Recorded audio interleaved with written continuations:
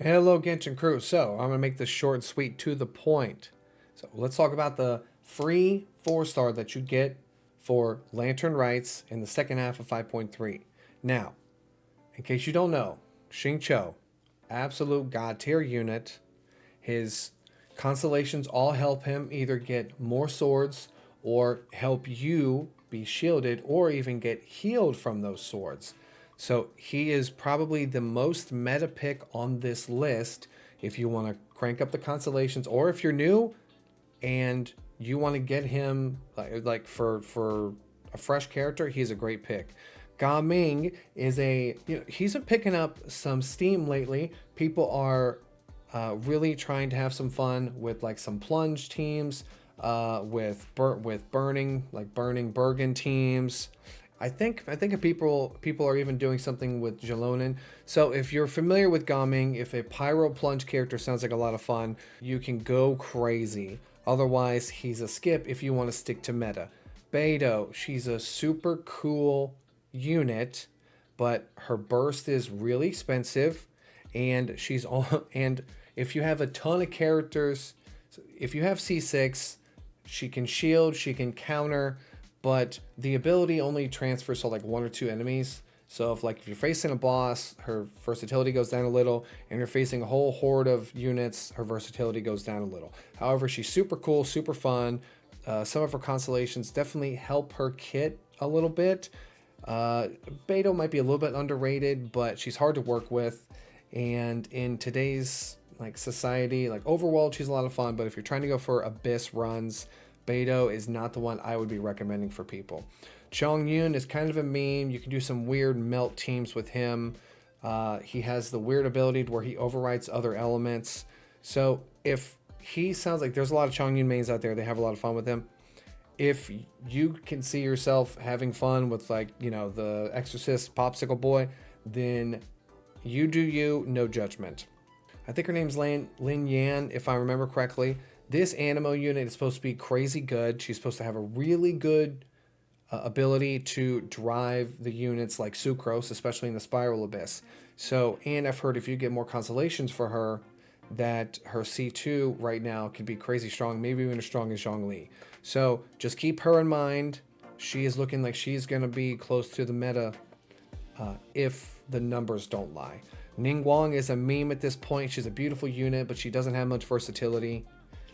If you can stick around a team with Jalonin, I mean, if you really want to do Geo stuff, but I typically would say avoid Ningguang unless you want her because she's pretty.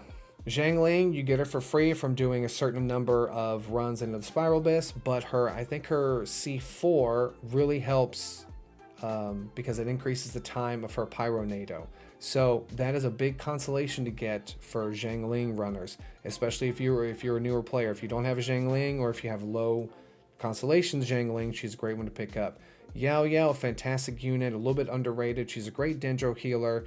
You pop the seeds around and you run around and they drop and they deal Dendro damage and they heal your unit.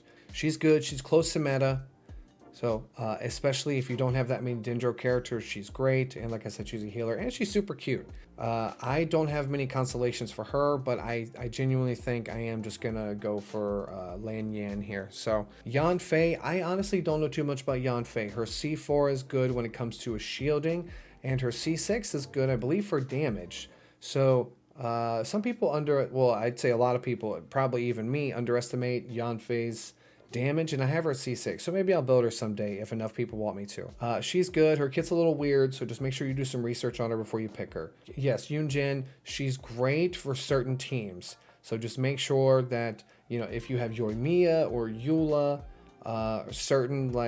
certain single attackers, she has a shield and she's great for those normal attacks. I think so. She'd probably be good for Kamisato Ayato teams as well. If that sounds like something that would interest your account, she's not super meta, but she is pretty useful, and she can make your damage done by some of those characters look a lot better. So I've used her in Yoimiya and Ayato teams quite a bit. So Xinyan, don't even bother. Her kit's broken. They still haven't fixed it. The shield doesn't work when it should. I mean, it's super unfortunate. If you're like a rock and roll country girl and you really don't care about meta, you can get her. I don't even want you to tell her that you can get her. So, because there's just so many better things. There's just so many better units. So, it's really hard to tell one person to another which one they should get for their account. So, if you guys have questions, you're more welcome to shoot them down in the comments. I'll answer them honestly. Overall, it's a free 4-star, so we can't complain. And we're gonna get 20 wishes alongside this event as well. So that'll help people get the Chevreuse and the new Animal Girl constellations. So thanks for watching. I try to keep this a little bit smaller. There are tons of other content creators that'll go into hardcore depth of the constellation choices and meta choices. Jello Impact is a great one. But this is just a nice simple rundown. So thanks for watching. I'll see you guys.